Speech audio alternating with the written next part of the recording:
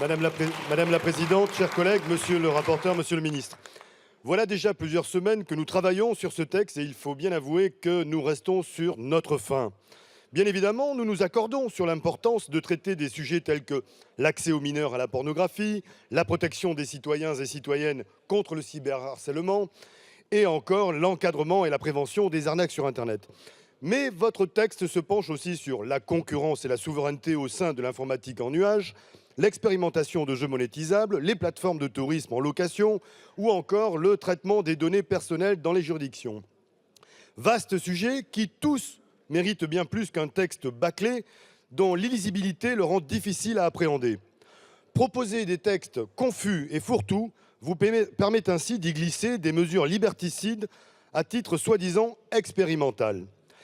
Nous tentons de voir plus loin que ces expérimentations qui se glissent dans ce projet de loi. Car votre texte propose en réalité de nouvelles atteintes aux libertés fondamentales, camouflées derrière des réalités cruelles et intolérables. En l'état, votre texte n'offre aucune solution réelle de protection des citoyennes et des citoyens, mineurs comme majeurs, sur Internet.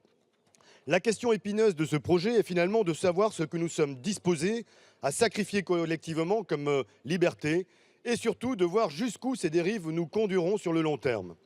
Ce projet de loi comporte les prémices de la fin de l'anonymat en ligne et du droit à la vie privée, avec des déclarations du rapporteur général sur une extension d'un recours à l'identité numérique à ce stade non solutionné.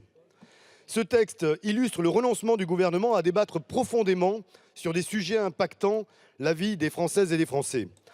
La question du numérique, de sa sécurité et de sa régulation ne sont même pas au cœur du texte.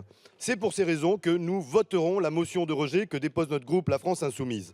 Nous pensons intimement que chacun des sujets abordés dans ce texte mérite une réflexion accrue et nous nous tenons à votre disposition pour élaborer ensemble une stratégie pérenne et respectueuse des libertés individuelles et collectives. Merci, monsieur.